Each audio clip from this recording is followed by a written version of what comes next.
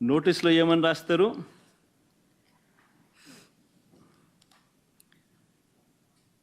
మాజీ ముఖ్యమంత్రి సభ్యులు వైఎస్ జగన్మోహన్ రెడ్డి గారు తిరుమల తిరుపతి సందర్శన ఉన్నందున సదరు కార్యక్రమానికి అనుమతి లేనందున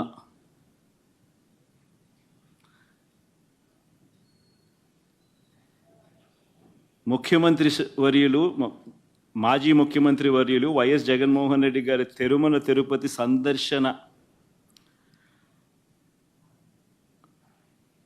సందర్శనకు సదరు కార్యక్రమానికి అనుమతి లేనందున మీ ఆధ్వర్యంలో కార్యకర్తలతో మరియు మీ సొంత వాహనాలలో బయలుదేరి తిరుపతికి చేరుకుని వారు నిర్వహించే కార్యక్రమంలో పాల్గొంటారని సమాచారం.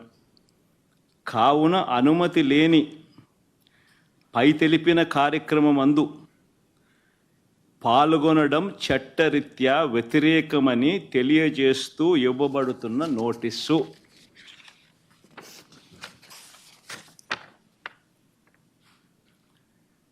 ఒక రాష్ట్ర మాజీ ముఖ్యమంత్రి జగన్మోహన్ రెడ్డి అనే వ్యక్తి, ఒక రాష్ట్ర మాజీ ముఖ్యమంత్రి అయిన జగన్మోహన్ రెడ్డికి తిరుమల తిరుపతి దేవస్థానంలో దేవుడిని దర్శించుకునేందుకు వెళ్తాను అనంటే, వెళుతున్న నేపథ్యంలో మీకు పర్మిషన్ లేదు,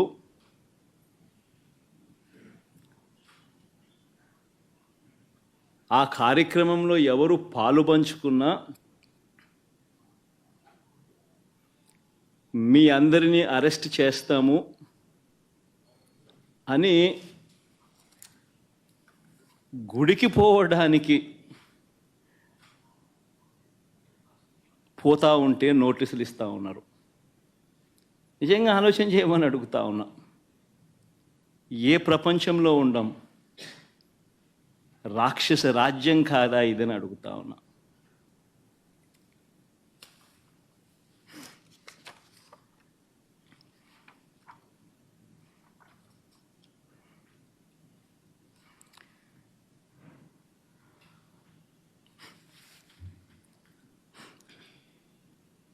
ఒకవైపునేమో నన్ను ఇలా వెళ్ళనివ్వకుండా, ఒకవైపున వైఎస్ఆర్సీపీ శ్రేణులెవరూ కూడా వెళ్ళనివ్వకుండా ఈ మాదిరిగా నోటీసులు ఒకవైపున ఇస్తూ, మరోవైపున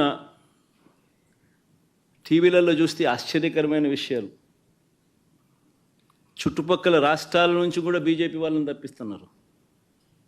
మరి బీజేపీ పై వాళ్ళకు తెలుసో తెలీదో నాకైతే తెలియదు, కానీ చుట్టుపక్కల వాళ్ళ దగ్గర నుంచి కూడా బీజేపీ వాళ్ళని కూడా అక్కడికి రప్పిస్తున్నారు. కొన్ని వేల మంది పోలీసులు అక్కడ మోహరించినట్టుగా చూపిస్తూ ఉన్నారు.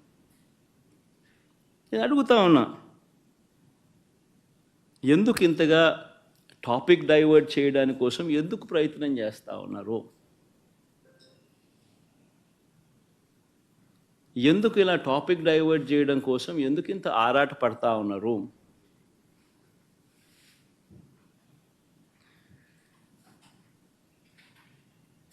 గమనించినట్లయితే తిరుపతి లడ్డూల విషయంలో తాను చెప్పినవన్నీ, చంద్రబాబు చెప్పినవన్నీ అబద్ధాలు అని ఒక్కొక్కటిగా రుజువవుతూ కనిపిస్తూ ఉన్నాయి.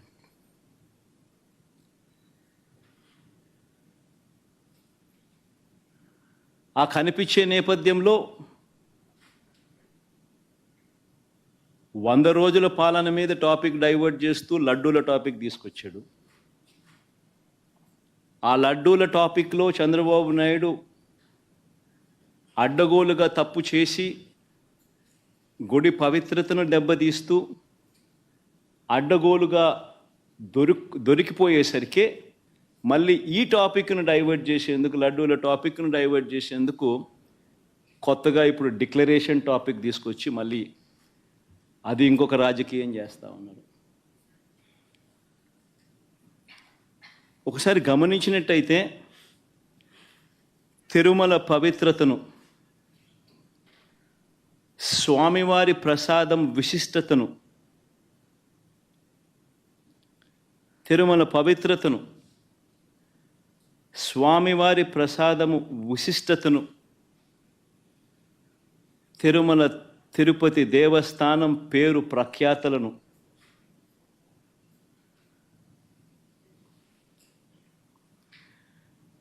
రాజకీయ దుర్బుద్ధితో, ఐ రిపీట్ దిస్ వర్డ్, రాజకీయ దుర్బుద్ధితో, జంతువుల కొవ్వుతో లడ్లు తయారీ అయినట్టుగా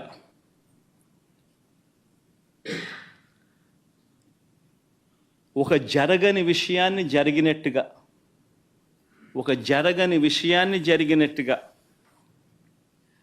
ఆ కల్తీ ప్రసాదాన్ని భక్తులు తిన్నట్టుగా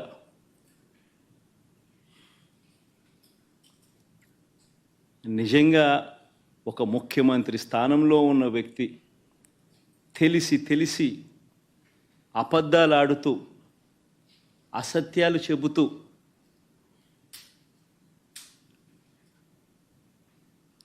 స్వామివారి పేరు ప్రఖ్యాతలను, లడ్డు, తిరుపతి లడ్డు విశిష్టతను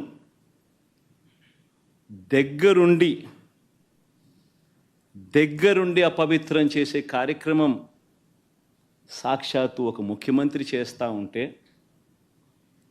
ఇంతకన్నా దారుణం ఎక్కడైనా ఉంటుందా, ఇంతకన్నా అధర్మం ఎక్కడైనా ఉంటుందా అని ఆలోచన చేయమని అడుగుతా ఉన్నా.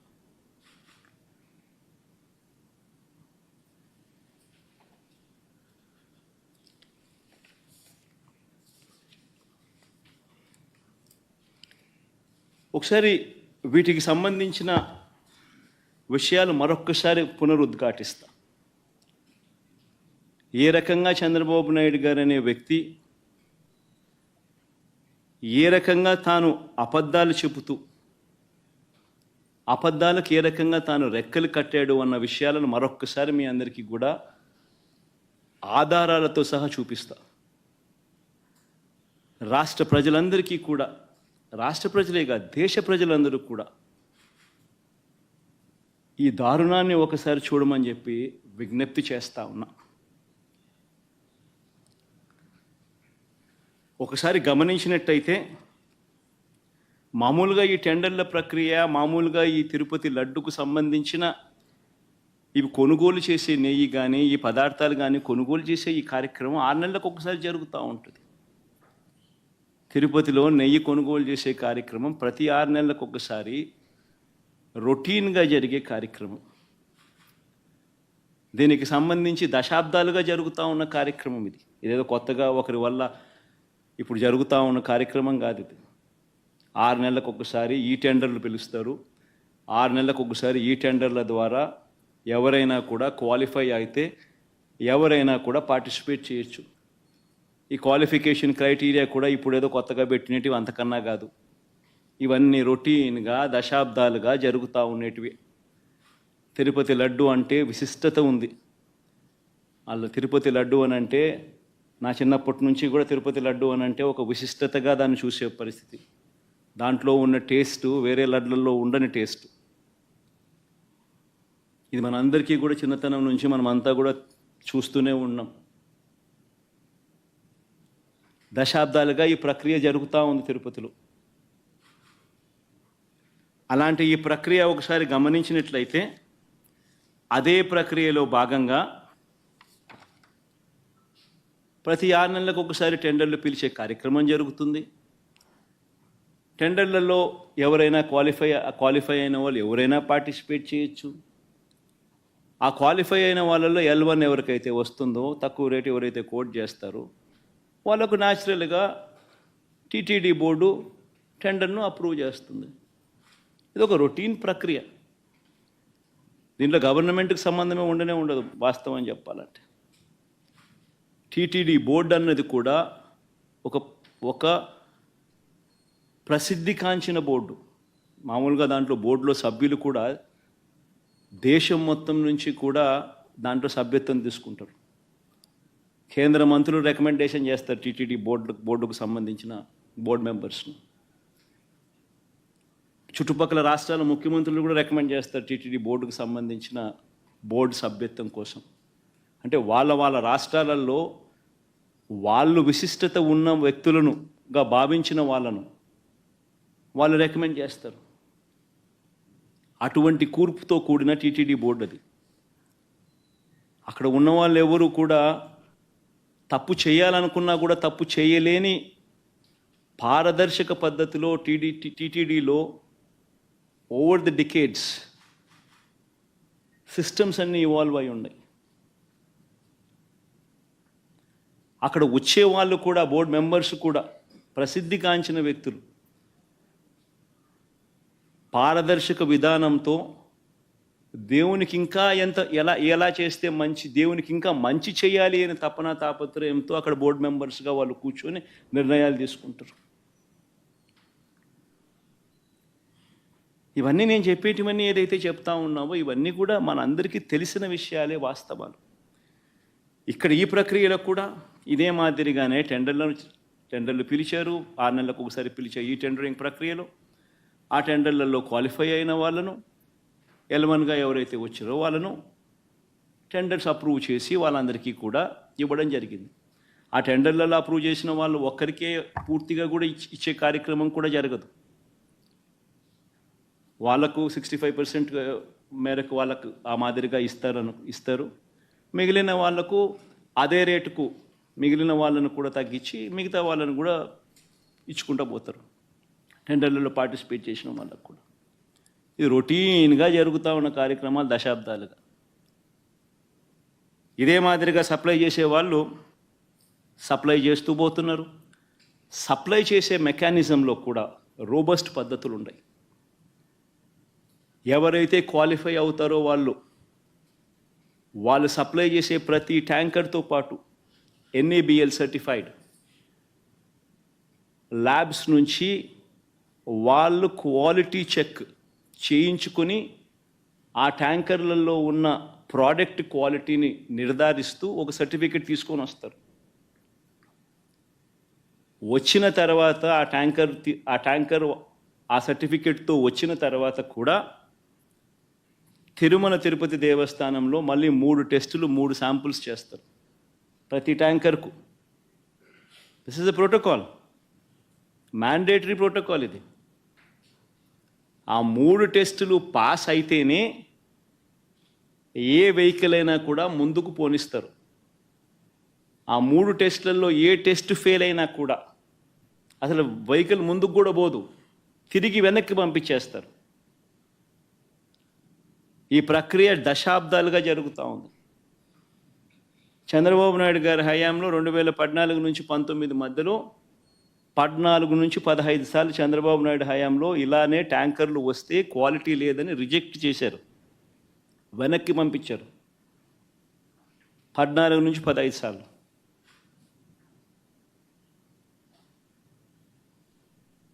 మంచిది. ఒక రోబస్ట్ ప్రక్రియ అన్నది ఒకటి ఉంది. తప్పులు ఎవడైనా చేయాలనుకుంటే తప్పులు చేసే అవకాశం లేని ఒక గొప్ప ప్రక్రియ ఒకటి తిరుపతిలో ప్రాక్టీస్లో ఉంది. సిమిలర్గా 2019 నుంచి 24 మధ్య వైఎస్ఆర్సీపీ రెజ్యూమ్లో కూడా 18 సార్లు ఇదే మాదిరిగానే రిజెక్ట్ చేసి వెనక్కి పంపించారు. ఇవి నేను చెప్పినటివన్నీ కూడా అక్షర సత్యాలు. ఒక గొప్ప ప్రాక్టీస్ ఒకటి ఉంది, ఒక గొప్ప ప్రొసీజర్ ఉంది.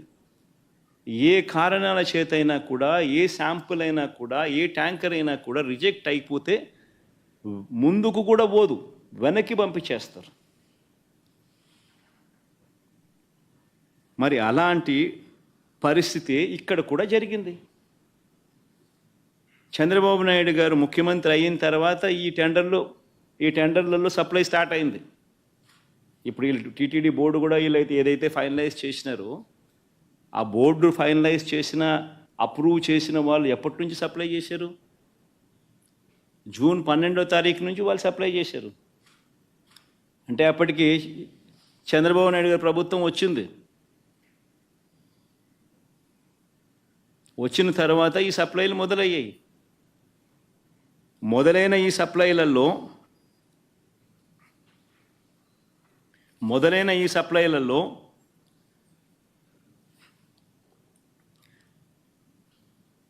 జూన్ 12, జూన్ 21, జూన్ 25, జూలై 4న వచ్చిన ట్యాంకర్లన్నీ టెస్టులలో పాస్ అయి ముందుకు కదిలాయి, లడ్లలో ఉపయోగించారు. జూలై 6న 2 ట్యాంకర్లు, జూలై 12న ఇంకో 2 ట్యాంకర్లు రావడము, ఈ 4 ట్యాంకర్లలో ఏదైతే వచ్చాయో అవి టెస్టులు ఫెయిల్ అయినాయి. ఈ టెస్టులు ఫెయిల్ అయితే మామూలుగా వెనక్కి పంపించే కార్యక్రమం జరిగింది. ఈ టెస్టులు ఫెయిల్ అయినప్పుడు ఈ 3 టెస్టులు చేసిన తర్వాత వెనక్కి పంపించేదానికి పక్కన పెట్టేసి మామూలుగా CFTRI central food technological research institute మైసూరుకు పంపిస్తారు. డౌట్లు ఇంకా ఫర్దర్గా ఏమైనా ఒక్కొక్కసారి ర్యాండమ్గా కూడా పంపిస్తూ ఉంటారు. ఫర్దర్గా ఏదైనా వెరిఫై చేసేదానికేనే కదా. కానీ ఇక్కడ మాత్రం గుజరాత్కు పంపించారు NDDB. ఫస్ట్ టైం TTDలో జరిగిన ఘటన ఇది. NDDB was brought into the picture for the first time.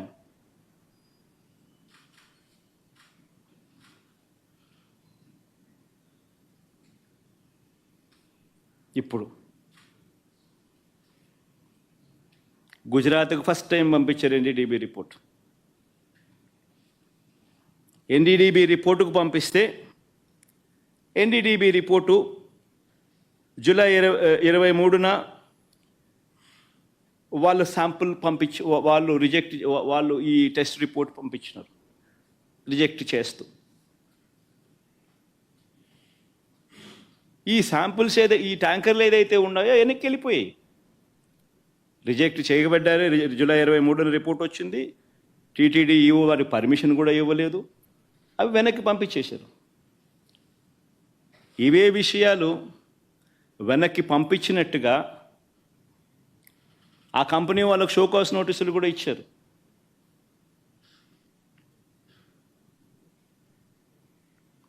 మీ ట్యాంకర్లు మీకు వెనక్కి పంపించేసేస్తున్నాం, పంపించడంతో పాటు మీకు షోకాస్ నోటీస్ కూడా ఇస్తున్నాము అని చెప్పి కూడా ఇచ్చారు.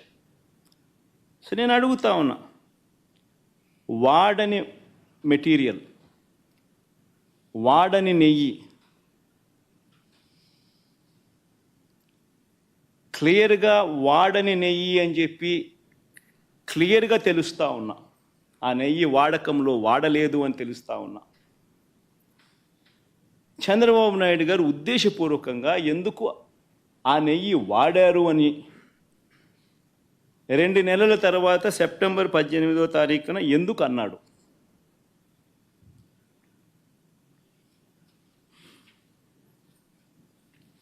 ఒకసారి ఈ వీడియో క్లిప్పింగ్లో ఒకసారి వినండి. జూలై 23వ తారీఖున అప్పటి ఈఓ, అంటే చంద్రబాబు నాయుడు గారి హయాంలో ఆయనే నియమించిన IAS ఆఫీసర్ ఈఓ, ఆయన మాటలను ఒక్కసారి వినండి. 23వ తారీఖునే ఆయన అన్న మాటలు. సౌండ్ పెట్టమా, సౌండ్ పెట్టి మొదటి నుంచి ప్లే చేయమ్మా.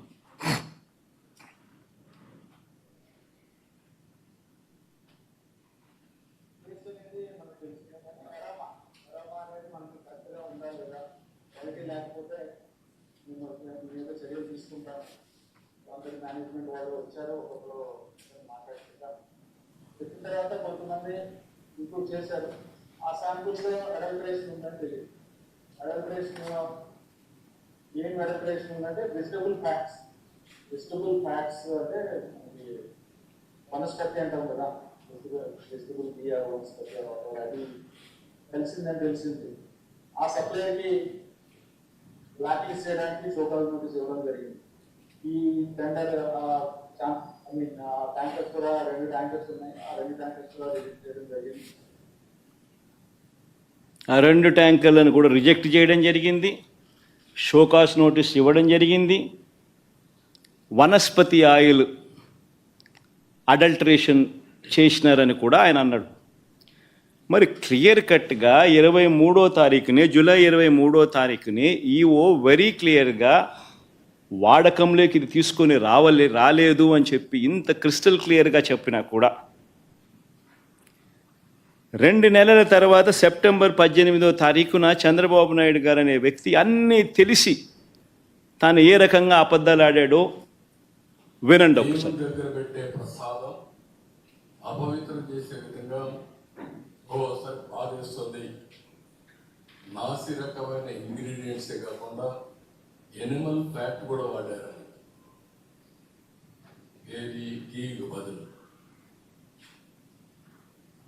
గీకి బదులు యానిమల్ ఫ్యాట్ కూడా వాడారని, లడ్లు తయారయ్యాయని, భక్తులకు పంచారని, భక్తులు తిన్నారని ఏకంగా సాక్షాత్తు ఒక ముఖ్యమంత్రి అన్నీ తెలిసిన వ్యక్తి అబద్ధాలు ఆడడం.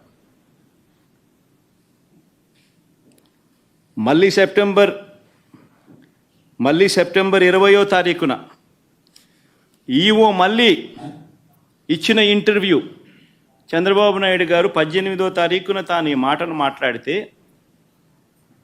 సెప్టెంబర్ 19వ తారీఖున, అంటే చంద్రబాబు నాయుడు మాట్లాడిన మరుసటి రోజే సెప్టెంబర్ 19వ తారీఖున ఏకంగా తెలుగుదేశం పార్టీ వాళ్ళు వాళ్ళ తెలుగుదేశం పార్టీ ఆఫీస్ నుంచి ఈ ఎన్డీడీబీ గుజరాత్ నుంచి తెప్పించిన ఈ కాన్ఫిడెన్షియల్ రిపోర్టును రిలీజ్ చేస్తారు తెలుగుదేశం పార్టీ ఆఫీస్ నుంచి. సెప్టెంబర్ 19వ తారీఖున, అంటే చంద్రబాబు నాయుడు 18వ తారీఖున మాట్లాడతాడు అబద్ధాలు వల్ల వేస్తూ. సెప్టెంబర్ 19వ తారీఖున, అంటే మరుసటి రోజు తెలుగుదేశం పార్టీ ఆఫీస్లో నుంచి ఈ రిపోర్ట్ రిలీజ్ చేస్తారు.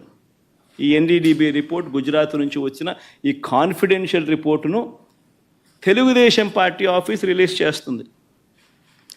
చేసిన తర్వాత మళ్ళీ 20వ తారీఖున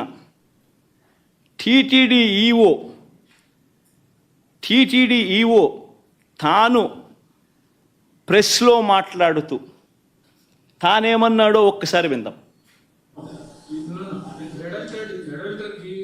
Four tankers have been kept aside, and then they were kept aside so that they can be used when the reports come clear.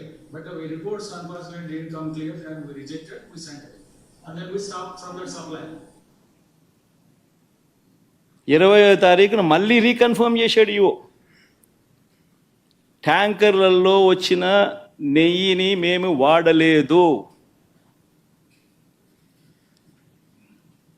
ఆ రిపోర్ట్స్ సరిగ్గా రాని నేపథ్యంలో ఆ రిపోర్ట్స్ను ఆధారంగా ఆ ట్యాంకర్లను వెనక్కి పంపించేశాము అని మళ్ళీ రీటరేట్ చేసినాడు.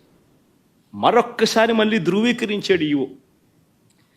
ఇవ్వడమే కాక అఫీషియల్గా సెప్టెంబర్ 22వ తారీఖున, 20వ తారీఖున ఆ మాట చెప్పాడు. 22వ తారీఖున ఏకంగా ఈఓ తాను సంతకం చేసి, ఇది ఈఓ సంతకం,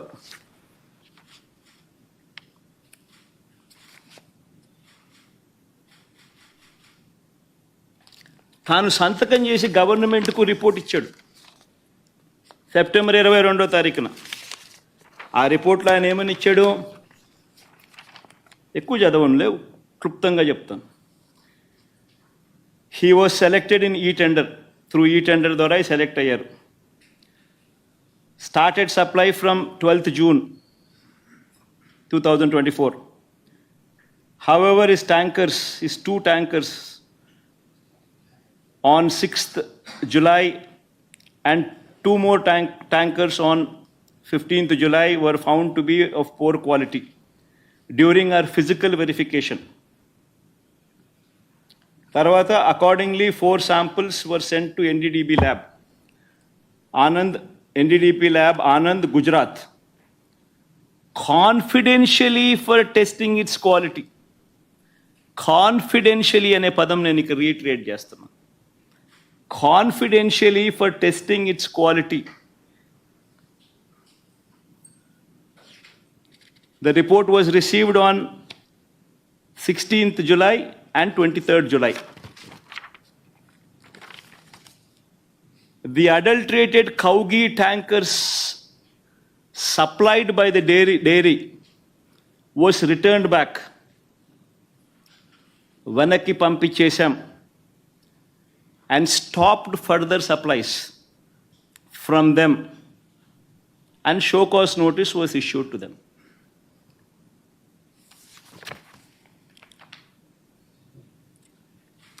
నేను అడుగుతా ఉన్నా, confidential report Telugu Desam party office September 19వ తారీఖున 2 నెలల తర్వాత తెలుగుదేశం పార్టీ ఆఫీస్ నుంచి రిలీజ్ చేస్తారు. ఈ గుజరాత్ నుంచి వచ్చిన ఈ ఎన్డీడీబీ రిపోర్ట్.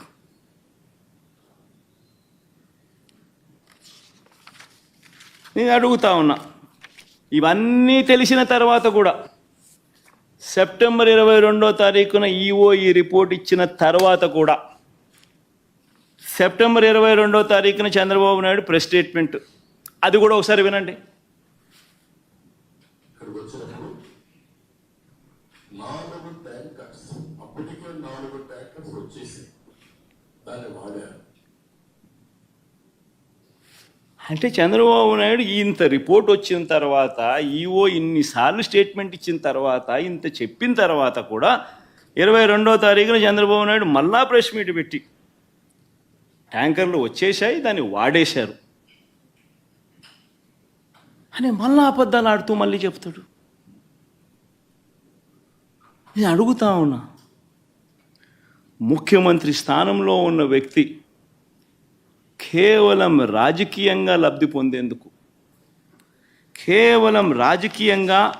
పొందేందుకు ఈ మాదిరిగా స్వామివారి ప్రసాదం విశిష్టతను, తిరుమల తిరుపతి దేవస్థానం ప్రతిష్టను, వెంకటేశ్వర స్వామి ప్రసాదానికి సంబంధించిన పేరు ప్రఖ్యాతలను ఈ మాదిరిగా అబద్ధాలతో తగ్గించడం, కుట్రపూరితంగా అబద్ధాలతో తగ్గించడం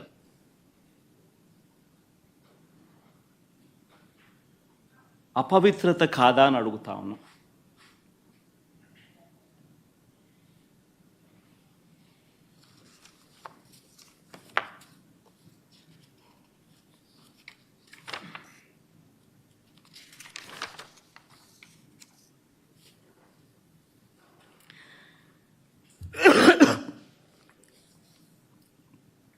నా ఎన్డీడీబీ రిపోర్ట్ ఉందమ్మా.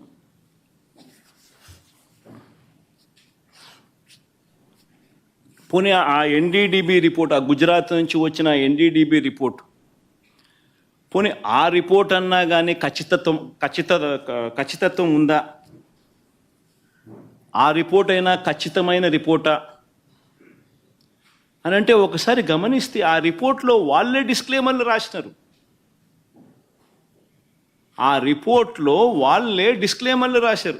ఆ రిపోర్ట్ ఒకసారి కూడా చూపించు, తప్పే ఉంది. ఆ రిపోర్ట్ డిస్క్లైమర్ చూపించు, ఆ రిపోర్ట్ టెలికాస్ట్ పెట్టండి. ఆ రిపోర్ట్లో వాళ్ళే డిస్క్లైమర్ రాశారు. ఏమని రాశారు? ది ఎస్ వాల్యూ అంటే ఉండాల్సిన స్టాండర్డ్ వాల్యూ కన్నా ఉన్న స్టాండర్డ్ వాల్యూ ఆ శాంపుల్స్లో డీవియేషన్స్ ఉన్నాయి. కానీ however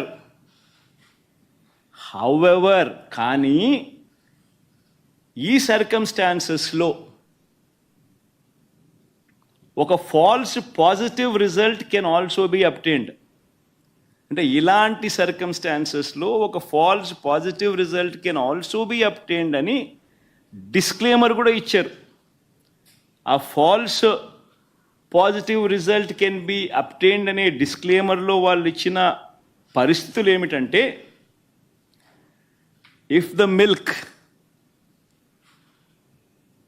milk is obtained from bovine milk other than cow's milk,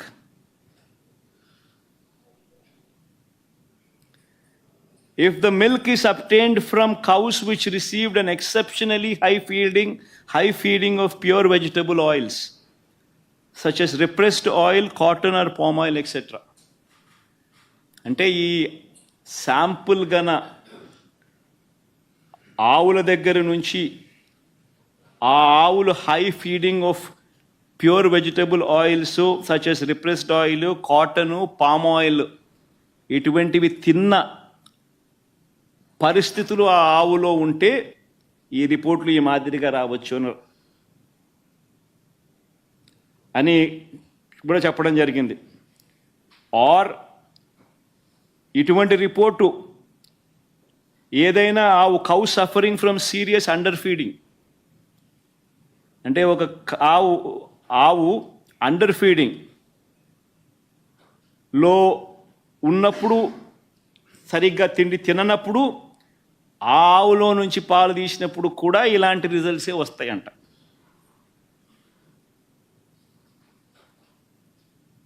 ఇవన్నీ రిపోర్ట్లో వాళ్ళు డిస్క్లైమర్స్ కింద రాసినారు.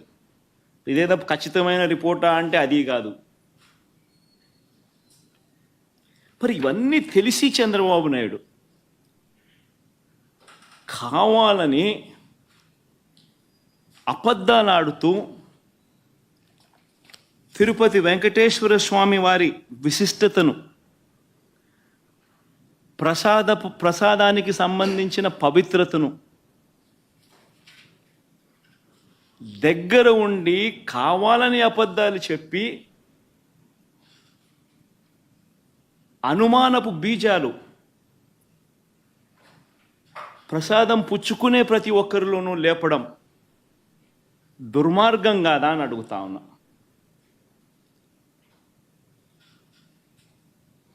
అపవిత్రం కాదా అని అడుగుతా ఉన్నా. నీ రాజకీయ స్వార్థం కోసం వెంకటేశ్వర స్వామి ప్రతిష్టను దిగజారుస్తా ఉన్నావు. నీ రాజకీయ స్వార్థం కోసం వెంకటేశ్వర స్వామి ప్రసాదానికి సంబంధించిన విశిష్టతను దిగజారుస్తా ఉన్నావు. జరగనిది జరిగినట్టుగా, అనిమల్ ఫ్యాట్తో తయారు చేసినట్టుగా ఒక అబద్ధాన్ని ప్రచారం చేస్తా ఉన్నావు.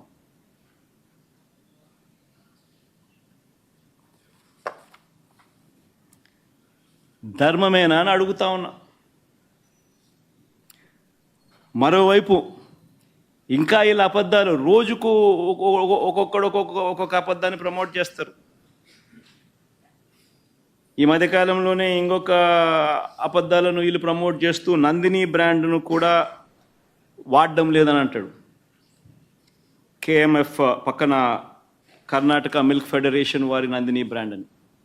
నేను అడుగుతా ఉన్నా, 2015 నుంచి 2019 చంద్రబాబు నాయుడు గారి హయాంలో 2015 నుంచి 2018 అక్టోబర్ దాకా నందిని బ్రాండ్ ఎందుకు లేదు? చంద్రబాబు నాయుడు గారు కొనుగోలు చేసిన 6 నెలలకు ఒకసారి పిలిచిన టెండర్ల ప్రక్రియలో ఎందుకు లేదు?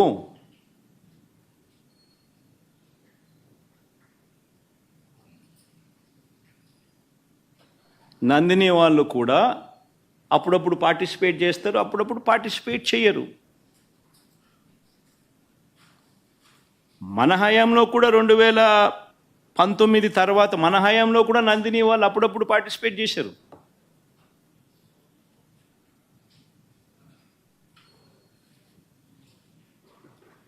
రేటు ఇంకోటి అంటాడు, 320 రూపాయలకి నెయ్యి ఎట్టు వస్తుందని. ఇంకా ఆశ్చర్యకరమైన విషయం అండి, నాకు అర్థం కాల. చంద్రబాబు నాయుడు గారి హయాంలో 2015 నుంచి 19 వాళ్ళు ప్రొక్యూర్ చేశారు కదా నెయ్యిని. టెండర్లు పిలిచి ఇదే మాదిరిగానే ఈ టెండర్ల ద్వారా ప్రొక్యూర్ చేశారు కదా. ఏ రేటుకు ప్రొక్యూర్ చేసినారు? అదే క్వాలిటీ నెయ్యే కదా ఇప్పుడు కూడా. అప్పుడు అదే క్వాలిటీ, ఇప్పుడు అదే క్వాలిటీ. దశాబ్దాలుగా నెయ్యి క్వాలిటీ అదే, కొత్తగా మారింది ఏమీ లేదు. అవే ఆవులు, అవే డైరీలు, అవే ఆవులు, అవే పాలు, అవే నెయ్యి, అదే క్వాలిటీ. ఆ క్వాలిటీ ఉంటే తీసుకుంటారు, లేకపోతే తీసుకోరు.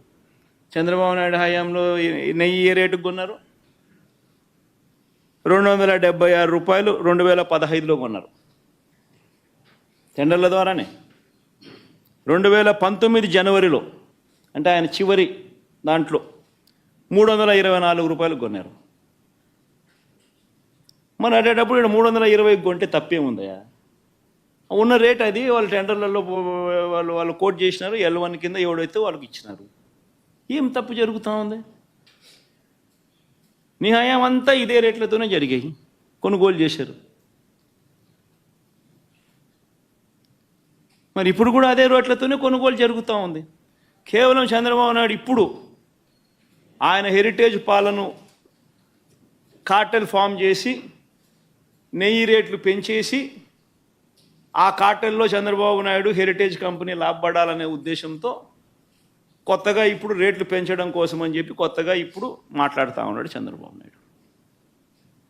అదే క్వాలిటీ నెయ్యి, అయ్యే స్పెసిఫికేషన్స్ నువ్వు అడిగేది. దశాబ్దాలుగా నువ్వు అయ్యే స్పెసిఫికేషన్స్ అడుగుతున్నావు. అవే స్పెసిఫికేషన్స్ అప్పుడు అడుగుతున్నావు, అవే స్పెసిఫికేషన్స్ ఇప్పుడు అడుగుతున్నావు. అదే క్వాలిటీ అప్పుడు అడుగుతున్నావు, అదే క్వాలిటీ ఇప్పుడు అడుగుతున్నావు. తిరుపతి లడ్డు అన్న విశిష్టత మనం చాలా గొప్పగా చెప్పుకుంటాం. తిరుపతి లడ్డు టేస్ట్ చాలా బాగుంటుంది అని, గొప్ప టేస్ట్ అని. మరి అదే క్వాలిటీ టేస్ట్, అదే నెయ్యి, అదే క్వాలిటీ, అదే టేస్ట్. అప్పుడైనా అంతే, ఇప్పుడైనా అంతే, ఎప్పుడైనా అంతే. మరి ఈ మాదిరిగా అబద్ధాలు ఆడటం ఎంత మటుకు ధర్మం?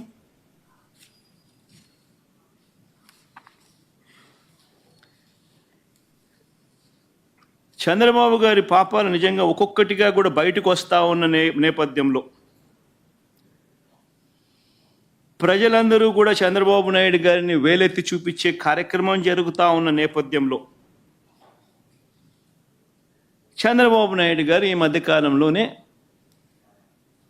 లడ్డూ టాపిక్లో చంద్రబాబు గారు ఎప్పుడైతే ఈ మాదిరిగా చంద్రబాబు నాయుడు గారు ప్రజలు చంద్రబాబు నాయుడు గారు చేసిన తప్పును ఎప్పుడైతే తప్పులు పట్టడం మొదలుపెట్టారో, ప్రజలకు ఎప్పుడైతే వాస్తవాలు తెలియడం మొదలెట్టాయో అప్పుడు ఈ పెద్ద మనిషి ఏం చేస్తాడు?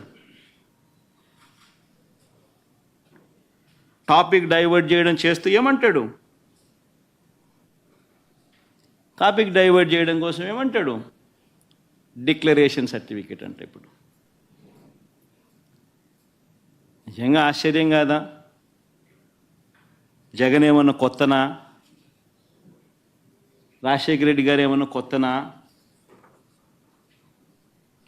నా మతం ఏమిటని తెలీదా ఎవరికైనా ఆంధ్ర రాష్ట్రంలో కానీ దేశంలో కానీ?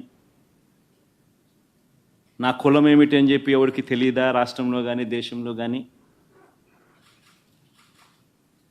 రాజశేఖర రెడ్డి గారు 5 సంవత్సరాలు ముఖ్యమంత్రిగా ప్రతి సంవత్సరం బ్రహ్మోత్సవాలకు వస్త్రాలు నాన్నగారే సమర్పించారు. నాన్నగారు కొడుకునే కదా నేను కూడా తిరుపతికి ఎన్నోసార్లు పోయా కదా ఇంతకుముందు కూడా, ముఖ్యమంత్రి కాకమునుపు. అంతెందుకు నా పాదయాత్ర మొదలెట్టేటప్పుడు వెంకటేశ్వర స్వామి ఆశీస్సులు తీసుకొని మొదలెట్టా. నా పాదయాత్ర అయిపోయిన తర్వాత నేరుగా తిరుపతికి వెళ్ళి కాలినడకన కొండెక్కా. తిరుపతికి వెళ్ళి కాలినడకన కొండెక్కి వెంకటేశ్వర స్వామి దర్శనం చేసుకొని తర్వాతనే ఇంటికి పోయా. నా పాదయాత్ర అయిపోయిన తర్వాత, నా 3648 కిలోమీటర్లు నా పాదయాత్ర అయిపోయిన తర్వాత. ఇవన్నీ తెలియవా రాష్ట్ర ప్రజలకు? మన అప్పుడు చంద్రబాబు నాయుడు గారు ప్రభుత్వమే కదా అప్పుడు ఉండింది. అప్పుడు నేను ప్రతిపక్ష నాయకుడినే కదా అప్పుడు. మన ఆయన కళ్ళ ముందరనే కదా వెళ్ళింది, తిరుపతి కొండెక్కింది 2 సార్లు. మళ్ళీ దాని తర్వాత నేను ముఖ్యమంత్రి అయినా. 5 సంవత్సరాలు తిరుపతి బ్రహ్మోత్సవాలకు దగ్గరుండి వస్త్రాలు నేనే సమర్పించా. వస్త్రాలను నెత్తిన పెట్టుకుని మోసుకుంటూ వెళ్ళి వెంకటేశ్వర స్వామి మీద భక్తి శ్రద్ధలు చూపిస్తూ వెంకటేశ్వర స్వామికి బట్టలు సమర్పించడం జరిగింది. నేను అడుగుతా ఉన్నా, ఫస్ట్ టైం ఎవడన్నా పోతా ఉన్నప్పుడు నువ్వేదో ఇట్లా మాటలు మాట్లాడినా అర్థం ఉంది. 10 సార్లు 11 సార్లు పోయిన తర్వాత ఈరోజు నేను తిరుమల తిరుపతి దేవస్థానానికి నేను పోతానంటే నేను అడ్డుకుంటూ ఈ మాదిరిగా నువ్వు నోటీసులు ఇస్తూ ఈ మాదిరిగా తిరుమల తిరుపతి దేవస్థానానికి నేను పోకూడదు అని చెప్పి ఈ మాదిరిగా నోటీసులు ఇస్తూ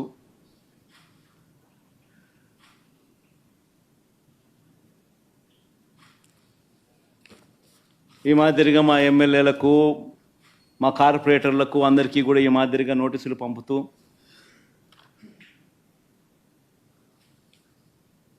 నేను అడుగుతా ఉన్నా, ఒక రాష్ట్ర ముఖ్యమంత్రి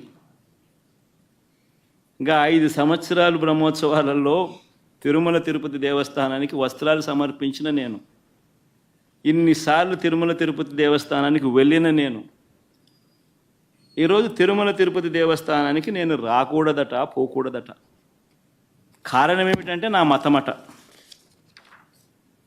నేను అడుగుతా ఉన్నా, నా మతం ఏమిటి, నా మతం ఏమిటి అని అడుగుతా ఉన్నారు. అడుగుతా ఉన్నా నా మతం ఏమిటని. అవును, 4 గోడల మధ్య నేను బైబిల్ చదువుతాను, తప్పేముంది?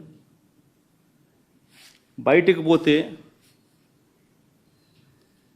హిందూ సాంప్రదాయాలను నేను అనుసరిస్తాను, గౌరవిస్తాను. బయటికి పోతే ఇస్లాంను అనుసరిస్తాను, గౌరవిస్తాను. బయటికి పోతే సిక్కిజంను అనుసరిస్తాను, సిక్కిజంను నేను గౌరవిస్తాను. నా మతం ఏమిటని అడుగుతా ఉన్నారు. నా మతం మానవత్వం. డిక్లరేషన్లో రాసుకుంటానేమో రాసుకుంటా.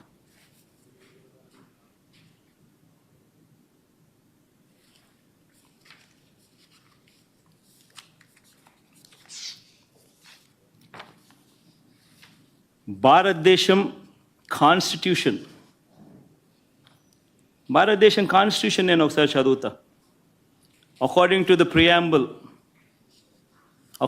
Preamble, India is a sovereign, socialist, secular, democratic republic. Secular అనే పదానికి అర్థం తెలుసని అడుగుతా ఉన్నా. గుడికి పోయే వ్యక్తిని నువ్వు ఏ మతము అని అడుగుతా ఉన్నావు. ఏ మతము అని చెప్పకపోతే గుడిలోకి ఎంటర్ కాకూడదు అని అంటా ఉన్నావు. సెక్యులర్ దేశం అని చెప్పి చెప్పుకుంటా ఉన్నాం. ఒక ముఖ్యమంత్రిగా పరిపాలన చేసిన వ్యక్తి పరిస్థితి ఇదే అయితే ఇక ఆ దళితుల పరిస్థితి ఏమిటి? గుళ్ళలోకి పోగలుగుతారా? పోయే పరిస్థితి ఉందా? పోనిస్తారా? రానిస్తారా? ఏం చేస్తా ఉండు? నిజంగా రాజకీయాల్లో మతం పేరుతో రాజకీయాలు చేయడం ఎంత దౌర్భాగ్యమో. నేను ఇదే బీజేపీ పార్టీని కూడా అడుగుతా ఉన్నా. బీజేపీ పార్టీ గొప్పగా చెప్పుకుంటుంది హిందూయిజానికి మేమే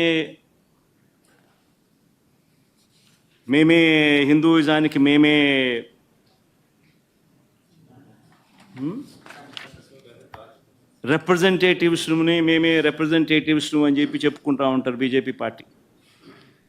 నేను ఇదే బీజేపీ పార్టీని అడుగుతా ఉన్నా, మీ కళ్ళ ఎదుటే అయ్యా బీజేపీ పార్టీ మిమ్మల్ని అడుగుతా ఉన్నా, ఈరోజు మీ కళ్ళ ఎదుటే మీ ఎన్డీఏ కూటమిలో భాగంగా ఉన్న వ్యక్తే తిరుపతిలో వెంకటేశ్వర స్వామి విశిష్టతను, తిరుపతి లడ్డు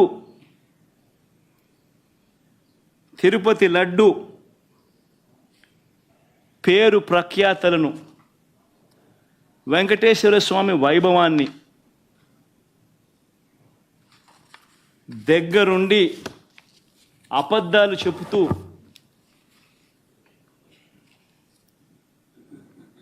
యానిమల్ ఫ్యాట్ వాడకపోయినా కూడా వాడినట్టుగా, లడ్డూలు తయారైనట్టుగా ఇన్ని ఆధారాలతో సహా రుజువు అవుతా ఉన్నా కూడా అబద్ధాలతో దుష్ప్రచారం చేసి తిరుమల తిరుపతి వెంకటేశ్వర స్వామిని అపవిత్రం చేసిన ఈ చంద్రబాబు నాయుడు గారిని ఎందుకు మీరు మందలించలేకపోతా ఉన్నారు? ఎందుకు మీరు వెనకేసుకొని వస్తూ ఉన్నారు? హిందూయిజంకు మీరే టార్చ్ బేరర్స్ అని చెప్పుకుంటారు. అంటే మీ వాళ్ళు ఏం చేసినా కానీ పర్వాలే, మిగిలిన వాళ్ళు ఏం చేసినా కూడా తప్పే. ఇదెక్కడ హిందూయిజం? ఆలోచన చేయమని అడుగుతా ఉన్నా. ఈ సో కాల్డ్ హిందూయిజానికి టార్చ్ బేరర్స్గా చెప్పుకుంటా ఉన్న వీళ్ళందరినీ కూడా ఆలోచన చేయమని అడుగుతా ఉన్నా. నిజంగా హిందూయిజం అంటే ఏమిటి అని అంటే మానవత్వం చూపేదే హిందూయిజం. మానవత్వం చూపలేని వాళ్ళు ఎవరు కూడా నేను మంచి హిందువునని కూడా చెప్పుకునే కార్యక్రమం చేయలేరు.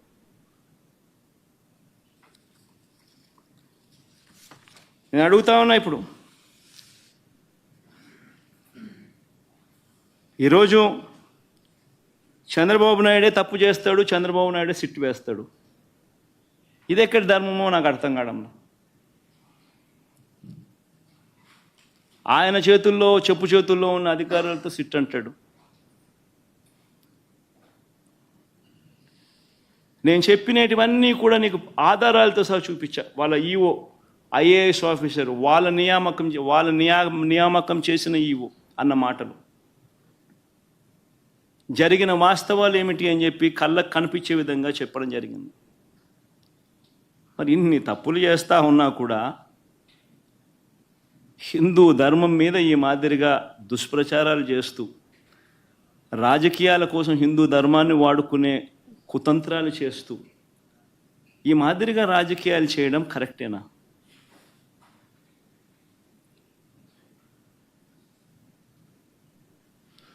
ప్రతి ఒక్కరు ఆలోచన చేయమని అడుగుతా ఉన్నాను.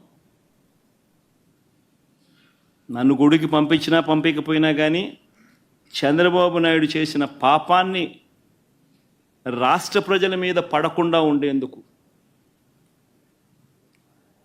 వైఎస్ఆర్సీపీని ప్రేమించే ప్రతి అభిమానికి చెప్తా ఉన్నా, రాష్ట్రం మీద అభిమానం ఉన్న ప్రతి ఒక్కరికి కూడా చెప్తా ఉన్నా, మీ నియోజకవర్గాలలో మీ ప్రాంతాల్లో మీ గ్రామాలలో మీరు అక్కడి గుళ్ళల్లోకి వెళ్ళి మీరు పూజలు చేయండి, దేవుణ్ణి అడగండి, దేవుణ్ణి ముక్కండి. చంద్రబాబు నాయుడు తప్పు చేశాడు, మేము కాదు తప్పు చేసింది. చంద్రబాబు నాయుడు తిరుమల తిరుపతి వెంకటేశ్వర స్వామిని తగ్గించినాడు, తిరుమల తిరుపతి ప్రసాదాన్ని విశిష్టతను తగ్గించినాడు, కానీ మేం కాదు తప్పు చేసింది. ఆ దేవుని కోపం ఏదైనా ఉంటే అది చంద్రబాబు నాయుడు వరకే పరిమితం కావాలి తప్ప రాష్ట్రం మీదకి రాకుండా పూజలు చేయమని చెప్పి ప్రతి ఒక్కరిని కూడా కోరుతా ఉన్నా. 4 మాటలు ఇంగ్లీష్లో కూడా మాట్లాడతా. 4 మాటలు ఇంగ్లీష్లో కూడా చెప్తే ఇంగ్లీష్లో కూడా వాళ్ళకు కూడా అర్థమయ్యే పరిస్థితి కూడా జరుగుతుంది కాబట్టి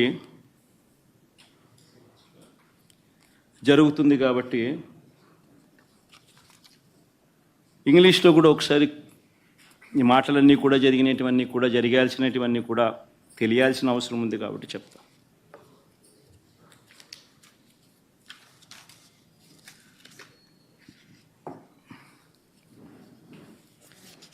Never in the history of Andhra Pradesh, probably never in the history of this country, probably, we have ever witnessed such a situation where you actually have a situation where if somebody were to visit a temple, people have been barred from visiting temple.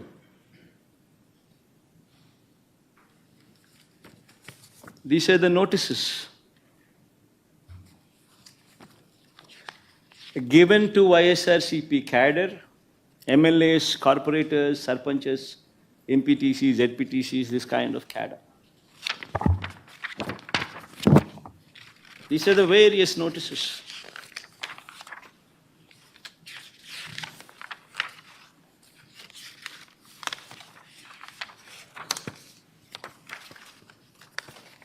Coming out from various districts. And you know what these notices say? They say, even though they are in Telugu, I would translate them into English for better understanding. The notices say that the ex-Chief Minister Y.S. Jagan Mohan Reddy is visiting Tirumala Tirupati Devasthanam, and that program does not have the approval of the government, and if any Karyakarta participates in this program, cases would be booked on them. That is the gist of these notices.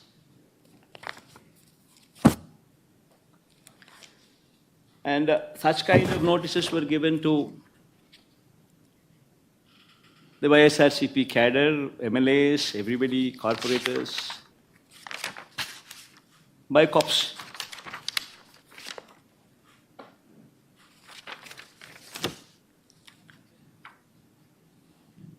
I know the surprising factor is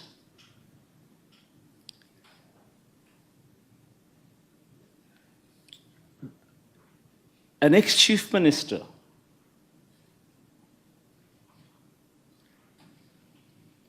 who has visited Tirumala Tirupati Devasthanam temple not once but several times before.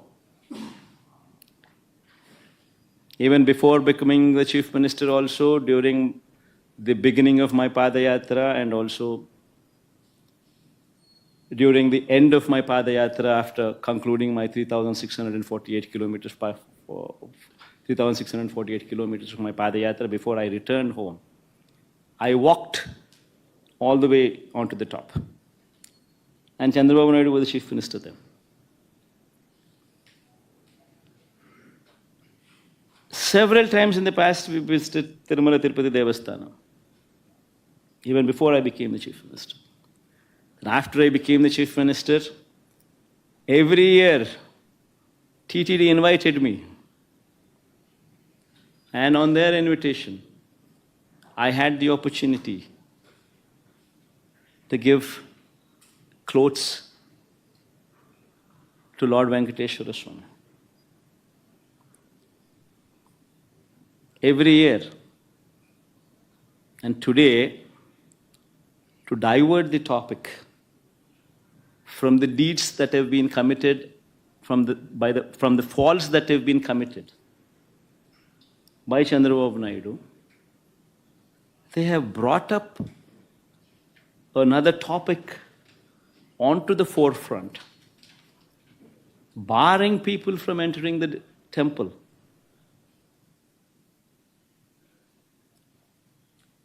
In fact, I'd like to say I like everybody to notice these aspects. I like everybody to see these aspects. What happened during the so-called controversy on laddus? Tirumala Tirupati Devasthanam reputation has been lowered by Chandrababu Naidu.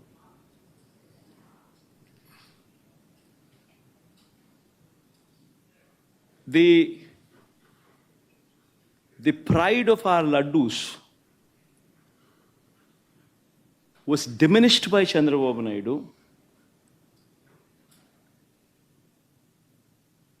He intentionally planted a seed of doubt that the laddus were not good to eat, even though he knew very well that he was lying. I mean, if one were to just see the facts what took place.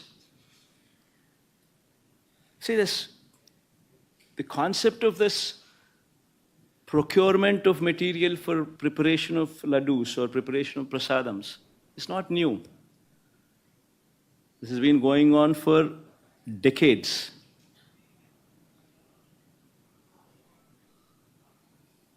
Tirumala Tirupati Devasthanam board is a very pristine board. You have people from all walks of life, from different states who are board members. In fact, to get a membership onto the board, you actually have recommendations from central ministers. You have recommendations from the neighboring state chief ministers. Such is the esteemness of this board. Such is the pristine of this board.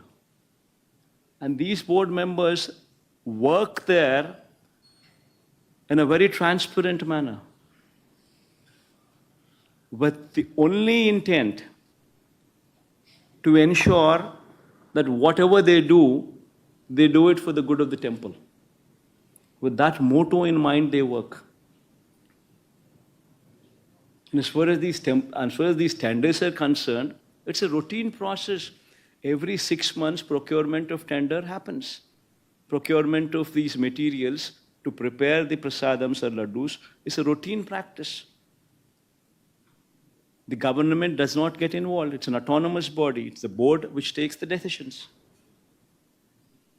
The conditions which are applicable for anybody to be participating in these tenders are also not new. They've been in existence also for decades.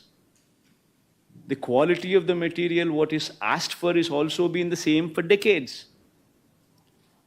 It's a routine process. And during the course of this routine process, which takes place every 6 months, e-tenders have been called for. And based on the e-tenders, people who've quoted L1, people who've quoted the least, people who qualify, people who've participated, people who've quoted the least, automatically gets the tender. And that is approved by the board. This is the normal routine practice. And just not, the process doesn't just stop there. The process is that after they get the tender, it's not just one company alone who once again is going to be participating for the whole of it. The other participants also get 35% of the quota if they were to match the price. So all these people supply ghee and these kind of materials whatsoever are required every 6 months during this course of the tendering process. The process just doesn't stop there. The process is, after they are qualified and given the work order, these people are supposed to supply material, and every tanker that they bring in should be accompanied by NABL approved lab certificates, reiterating the quality of the material that they brought in. It doesn't once again just stop there that they bringing in a certificate which is approved by NABL. After the tanker reaches TTD, Tirumala Tirupati Devasthanam, accompanied with this certificate, after that, the TTD conducts 3 tests. They conduct 3 tests for every tanker. Even if one test were to fail out of the 3, the material is rejected. The tanker is not permitted to go ahead. Forget about the commodities being used in the preparation of laddus or prasadams. It is not even permitted to enter. It is rejected. This is a robust practice which is in existence for decades. Even during the regime of Chandrababu Naidu also, 14 times during 2014 to 19. 14 to 15 times, tankers were rejected and sent back. And during our regime, during 2019 to 24 also, 18 times the tankers were rejected and sent back. In fact, this is something to be boasting about. That such is the robust practice which is in prevalence. That even if somebody were to do some mischief, the tanker is not even permitted to enter the premises. It is rejected even before it goes that far. That is the practice in Tirumala Tirupati Devasthanam. Such is the robustness of the testing practice which is prevalent there. And we should be boasting about such practices. Rather than that, rather than boasting, what did Chandrababu Naidu do? What did this Chief Minister do? I will just play 3 clippings. What happened during the course, one should understand. 10 days have been called. 10 days, the material was supplied. On June 12th, the first material which is reached Tirupati was on June 12th. June 12th, by then Chief Minister, who was the Chief Minister by then? June 4th itself, the results came out. June 12th, it was Chandrababu Naidu's regime which was in prevalent.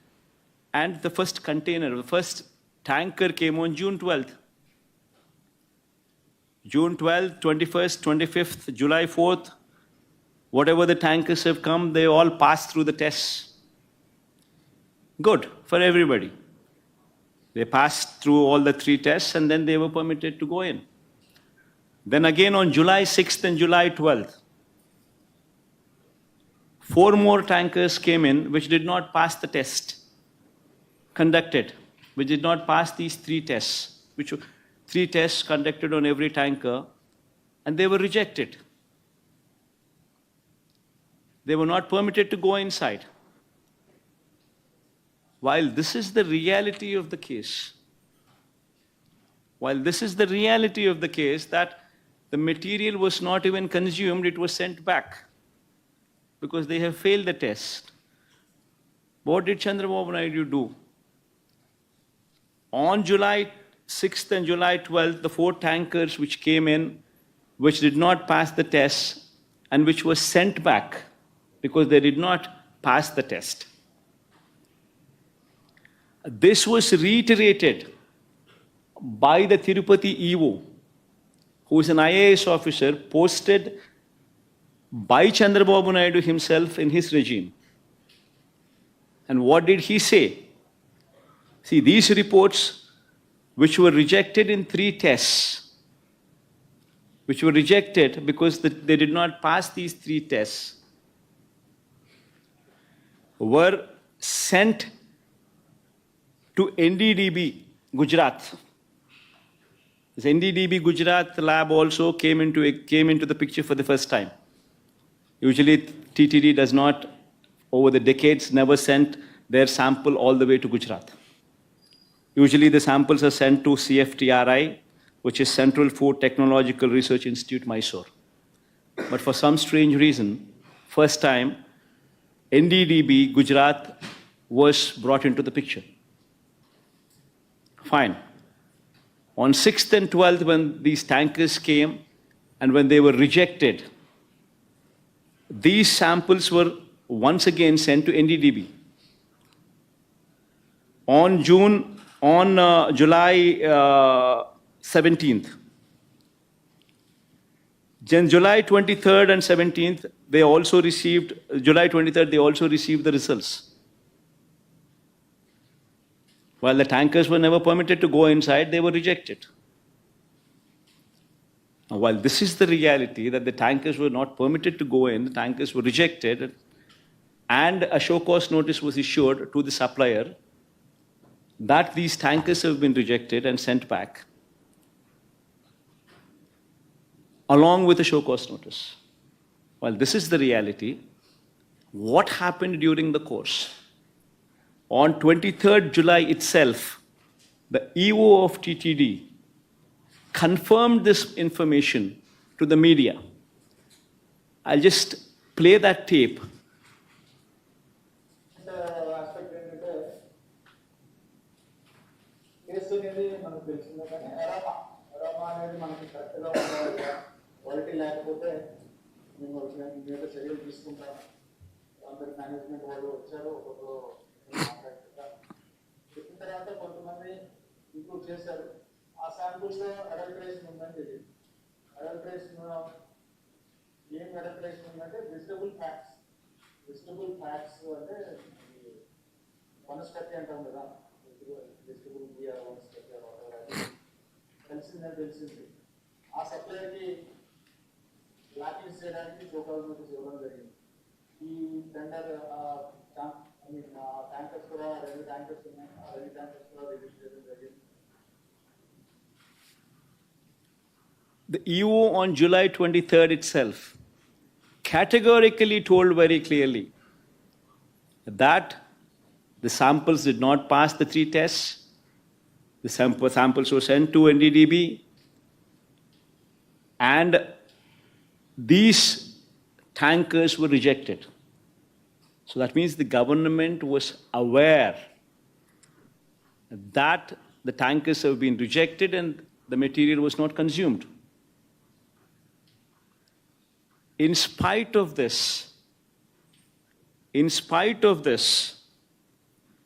on September 18th, that is 2 months later, Chandrababu Naidu makes an intentional statement misleading the facts. Now what does he say? దేవుని దగ్గర పెట్టే ప్రసాదం అపవిత్రం చేసే విధంగా ఓసారి బాధిస్తుంది. నాసి రకమైన ఇంగ్రీడియంట్సే కాకుండా ఎనిమల్ ఫ్యాట్ కూడా వాడారని. ఏది దీనికి బదులు This man, Chandrababu Naidu, knowing very well that the material has been rejected, it did not even enter the premises of the TTD, yet this man carelessly, or rather intentionally, lies, spreads misinformation, says that this material was consumed and it had animal fat in it. Now, what happens after that? After September 18th, September 19th, the so-called confidential report from Gujarat, the NDDB report, the so-called confidential report from NDDB Gujarat is released from Telugu Desam Party office on September 19th.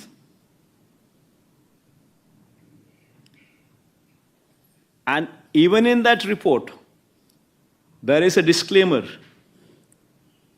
which clearly says that this report is not accurate. This report very clearly says that these are the S values, these are the standard values, and these are the deviations. However, these deviations could have taken place because of various factors such as these. That is the disclaimer. And in these disclaimers, they very clearly say that if at all the cow's milk is obtained from an exceptionally high feeding of pure vegetable oils, such as repressed oil, cotton, or palm oil, such deviation in S values could take place. If at all a sample is collected from cows suffering from serious underfeeding, also you will see deviations in S values.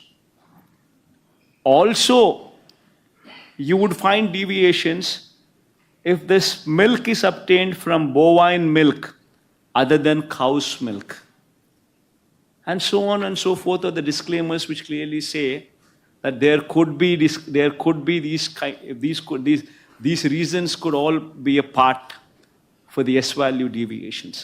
And Chandrababu Naidu, knowing very well, in spite of this report, in spite of these disclaimers, in spite of the fact, knowing very well that this irrespective of all these things, because this ghee did not pass through the 3 tests, was not even permitted to enter the TTD premises, and it was not consumed. Knowing very well, yet September 18th he makes a statement intentionally lying. September 19th, his Telugu Desam Party office releases this so-called confidential data, so-called confidential report from Telugu Desam Party's office. Then on September 20th, the TTD EO, once again a government official IAS officer appointed by Chandrababu Naidu himself as TTD EO, once again addresses the press. And what does he say in that press? No. The adulterated ghee, 4 tankers have been kept aside, and then they were kept aside so that they can be used when the reports come clear. But the reports unfortunately didn't come clear, and we rejected, we sent it. And then we stopped from that supply. So the EO very categorically, once again on 20th, says that these tankers were rejected and sent away. And they were not used. And on 22nd, the TTD EO himself also gives a letter, his report, his findings to the state government. This is the TTD EO signature down beneath. And in that report, what does he say?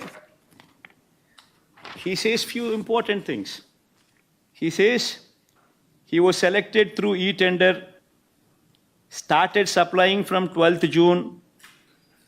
However, his 2 tankers on 6th July and 2 more tankers on 15th July were found to be of poor quality during physical verification. Accordingly, all the 4 samples were sent to NDDB lab, Anand, Gujarat, confidentially, I repeat this word confidentially for testing its quality. Confidentially. Then he further goes on to say, the adulterated cow ghee tankers supplied by the dairy was returned back and stopped further supplies. And a show cause notice was issued to them. So he once again reiterates his stand, reiterates and says the facts that these 4 tankers were rejected, they were not permitted to go inside, and they were not consumed. And yet, in spite of this, on September 22nd, once again, Chandrababu Naidu goes ahead and once again lies.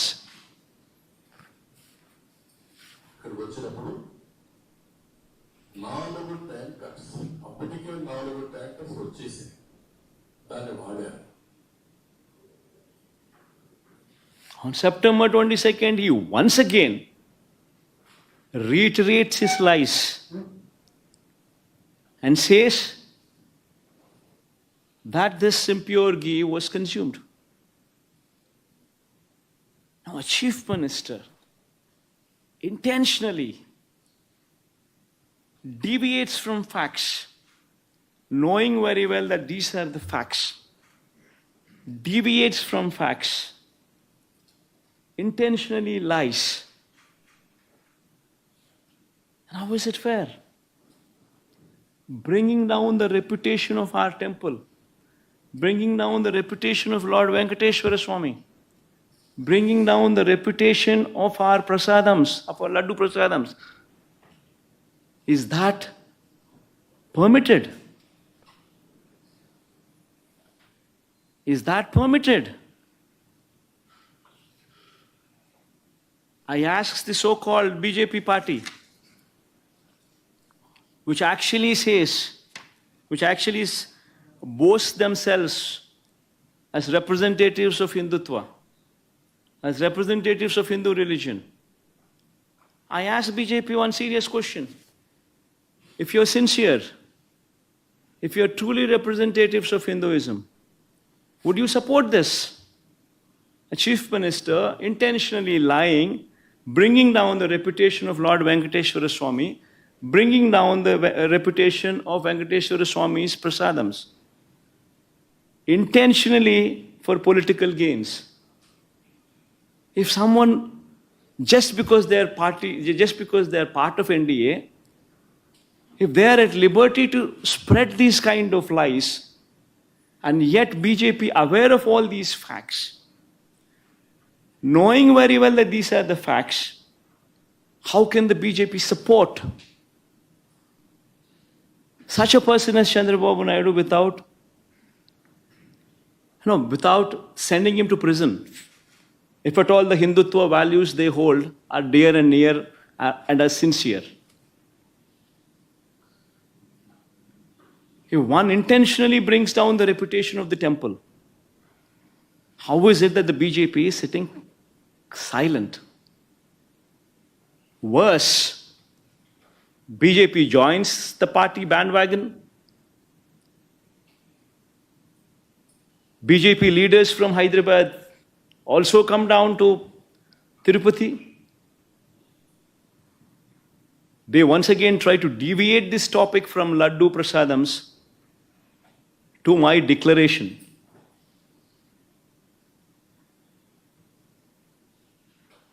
I seriously ask, all these people I ask, repeatedly these people say, what is my religion?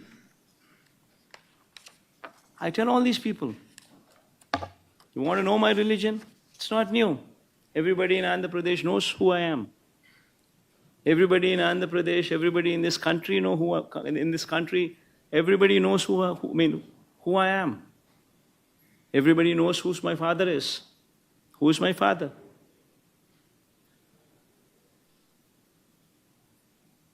Everybody also knows how many times I've been to Tirumala Tirupati Devasthanam. My father gave, in every Brahmotsavalu, my father was blessed with the opportunity to present clothes to Lord Venkateshwara Swami, to the temple. 5 years in a row he was blessed with that opportunity. Even before I became the chief minister, several times I had visited Tirumala Tirupati Devasthanam. Even before I had started my Padayatra, I took Lord Venkateshwara Swami's blessings before I started my Padayatra also. And even after my Padayatra, the conclusion, I had actually walked all the way to the top of the mountain, taken his blessings before my Padayatra could conclude. And later I became the chief minister. And 5 years, every Brahmotsavalu, I was blessed with the opportunity to present the clothes.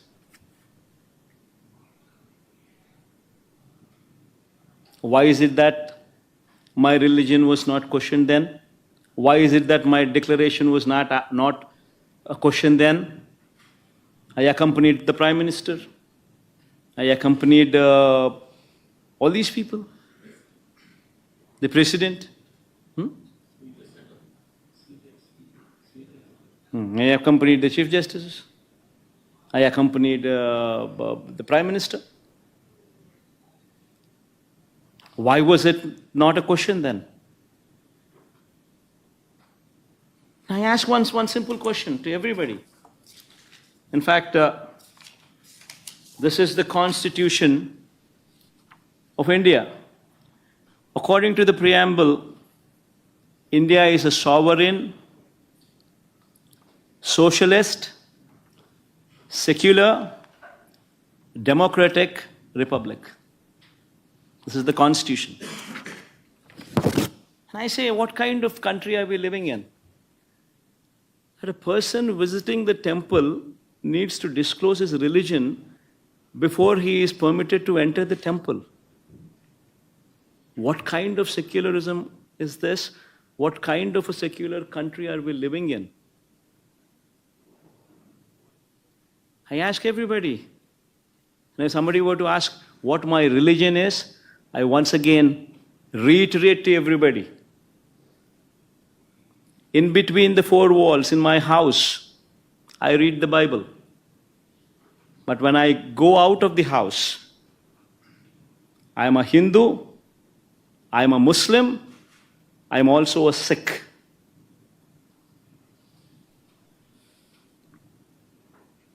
I practice their religion, I respect their religion. I am an Indian. Someone were to ask what my religion is, humanity is my religion. You want to have a declaration on that? Please go ahead and have that declaration as mine. Humanity is my religion. One should seriously start contemplating as to where they stand on secularism, what this country stands for.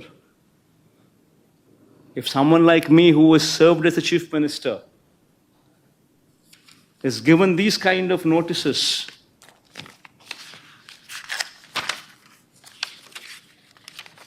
someone like me who's visited Tirupati not once, but at least 10 times before, as a chief minister and before that as well, today for political reasons is being given these kind of notices.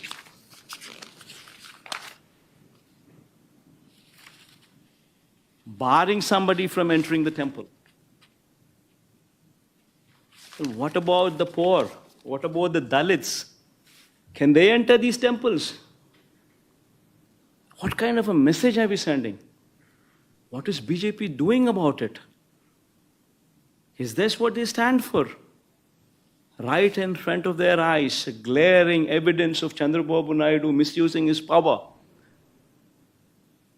bringing down the reputation of our temple, bringing down the reputation of our prasadams, intentionally lying for political gains. And yet, that person is permitted to go scot-free. BJP does not do anything about it. And yet they say they are representatives of Hindutva. Hindutva stands for humanity. This is the first thing what anybody should understand. I think I rest my case here. Sir, declaration ఇవ్వాల్సి వస్తుందని మీరు వెళ్ళలేదా తిరుమలకి, లేకపోతే ఏదైనా దాడి జరుగుతుందని మీరు వెళ్ళలేదా? ఈ మాదిరిగా అందరికీ నోటీసులు ఇచ్చి, ఈ మాదిరిగా నోటీసులలో వాళ్ళు రాసినది కూడా నేను చదివి వినిపించే కదమ్మా. ఏమని రాసినారు ఈ నోటీసులో? వాళ్ళు రాసినది 27/9/24 తేదీన రాజశ్రీ మాజీ ముఖ్యమంత్రి వర్యులు శ్రీ వైఎస్ జగన్మోహన్ రెడ్డి గారు తిరుమల తిరుపతి సందర్శన ఉన్నందున సదరు కార్యక్రమానికి అనుమతి లేనందున మీ ఆధ్వర్యంలో కార్యకర్తలతో మరియు మీ సొంత వాహనాలతో బయలుదేరి తిరుపతికి చేరుకొని వారు నిర్వహించే కార్యక్రమంలో పాల్గొంటారని సమాచారం. కావున అనుమతి లేని పైన తెలిపిన కార్యక్రమం యందు పాల్గొనటం చట్టరీత్యా వ్యతిరేకమని తెలియచేస్తూ ఇస్తున్న notice. This is what these notices are. Now you tell me. ఒకవైపున మా వాళ్ళందరినీ ఈ మాదిరిగా అందరికీ నోటీసులు ఇస్తున్నారు, చట్ట వ్యతిరేక కార్యక్రమం కింద కేసులు పెడతామని అంటున్నారు, చట్ట వ్యతిరేక పని, చట్ట వ్యతిరేక కార్యక్రమం అని చెప్తా ఉన్నారు.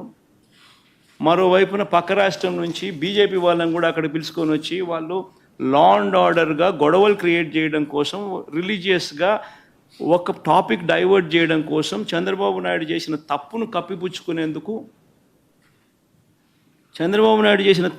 కప్పిపుచ్చుకునేందుకు, టాపిక్ డైవర్ట్ చేసేందుకు, డిక్లరేషన్ అనే టాపిక్ ద్వారా రాజకీయంగా టాపిక్ డైవర్ట్ చేసేందుకు, గొడవలు క్రియేట్ చేసేందుకు పక్క రాష్ట్రం నుంచి బీజేపీ వాళ్ళని పిలిపిస్తాడు, వైఎస్ఆర్సీపీ వాళ్ళని ఎవరిని రాకుండా చేసే కార్యక్రమం చేస్తున్నాడు, పోలీసులను మోహరిస్తూ ఉన్నాడు.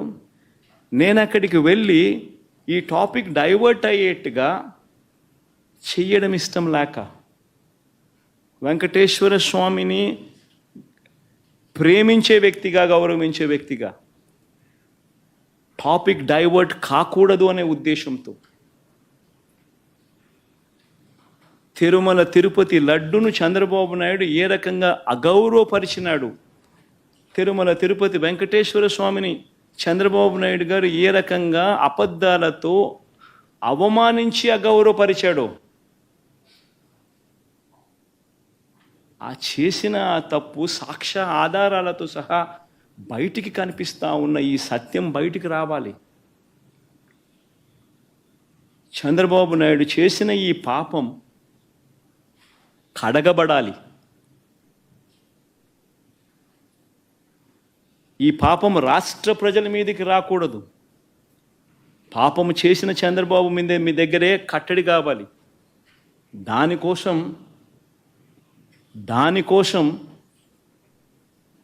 టాపిక్ డైవర్ట్ కాకూడదనే ఉద్దేశంతో నా పర్యటనను పోస్ట్పోన్ చేస్తా ఉన్నాను.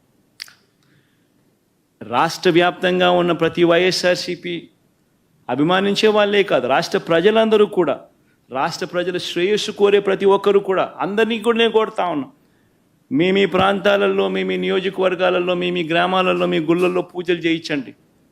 చంద్రబాబు చేసిన ఈ పాపం వల్ల వెంకటేశ్వర స్వామి కోపం వచ్చి రాష్ట్రం మీద చూపించుకోకుండా ఆ కోపం కేవలం చంద్రబాబు మీదకి మాత్రమే చూపించే విధంగా పూజలు చేయండి అని కూడా అందరినీ కూడా అడుగుతా ఉన్నా. సార్ ఇప్పుడు ఎందుకనంటే జరిగినది ఘోర అపచారం. వెంకటేశ్వర స్వామిని పలచన చేస్తూ, వెంకటేశ్వర స్వామి ప్రసాదాన్ని లోకువ చేస్తూ, జరగనది జరిగినట్టుగా, అనిమల్ ఫ్యాట్ వాడనిది వాడినట్టుగా ఆ లడ్డూలు డిస్ట్రిబ్యూట్ చేసినట్టుగా ఘోరమైన అపఖ్యాతి వెంకటేశ్వర స్వామి గుడికి ఆపాదిస్తూ ఉన్న చంద్రబాబు నాయుడు అబద్ధాలు ఆడుతూ ఇంతటి ఘోరం చేసిన వ్యక్తి, ఈ పాపం కడగబడాలి. దానికోసం నేను రాష్ట్ర వ్యాప్తంగా నేను గుడులకు పోకపోయినా పర్వాలా, రాష్ట్రంలో ఉన్న ప్రతి మారుమూల ఉన్న గుళ్ళల్లో కూడా పూజలు నిర్వహించమని చెప్పి అందరికీ కొడతా ఉన్న ప్రజలకు, వైఎస్ఆర్సీపీ అభిమానులకు అందరికీ కూడా ఆ పాపం వెంకటేశ్వర స్వామి కోపం రాష్ట్రం మీద, రాష్ట్ర ప్రజల మీదకి రాకుండా కేవలం పాపం చేసిన చంద్రబాబు నాయుడు వద్దనే అది కట్టడయ్యేట్టుగా దీనికోసం సార్ చంద్రబాబు కుట్ర చేశారు మీకు వ్యతిరేకంగా, మిమ్మల్ని డిఫేమ్ చేయడానికని మీరు ప్రధానమంత్రి గారికి లెటర్ రాశారు. దాదాపు లాస్ట్ శుక్రవారం రాశారు. ఇప్పటి వరకు ఏమి రెస్పాండ్ కాలేదు. ప్రధానమంత్రి ఇక్కడ ఒక పెద్ద పుణ్యక్షేత్రంలో ఒక మతపరమైన విద్వేషాలు రెచ్చగొట్టే విధంగా కార్యక్రమాలు జరుగుతూ ఉన్నాయి. దీన్ని ఎలా చూస్తారు? అందుకే చెప్తా ఉన్నాను కదా, బీజేపీ వాళ్ళకు నిజంగా హిందుత్వం అనే దాని మీద నిజంగా వాళ్ళు టార్చ్ బేరర్స్ అని చెప్పుకునే నైతిక హక్కు నిజంగా వాళ్ళకు ఉంటే, వాళ్ళలో సిన్సియారిటీగానే ఉంటే, ఇంత ఘోరం చేసిన చంద్రబాబు నాయుడును రిప్రమాండ్ చేయకుండా, ఇంత తెలిసి అబద్ధాలు ఆడుతూ తిరుపతి పేరు ప్రఖ్యాతలను మంటగలిపిన ఈ వ్యక్తిని చూస్తూ వాళ్ళు ఎలా ఊరుకుంటున్నారు అని వాళ్ళని ప్రశ్నిస్తున్నా. వాళ్ళల్లో నిజంగానే హిందుత్వం మీద వాల్యూస్ ఉంటే, సిన్సియారిటీ ఉంటే ఇలాంటి వ్యక్తిని తిట్టాలి, బహిర్గతంగా తిట్టాలి. ఇలాంటి తప్పులు చేయడం అన్యాయము, ధర్మం కాదు అని చెప్పి గట్టిగా బుద్ధి చెప్పాలి, గడ్డి పెట్టాలి. కానీ అలాంటివి ఏవీ చేయకుండా, చేసినవాడు మనవాడు కాబట్టి వాడు ఏం చేసినా కానీ పర్వాలేదు అని చెప్పి వాళ్ళు వదిలేస్తే ఏ రకమైన మెసేజ్ పంపిస్తూ ఉన్నారు? హిందుత్వానికి వీళ్ళు ప్రతినిధులా? ఏ రకమైన మెసేజ్ పంపిస్తూ ఉన్నారు?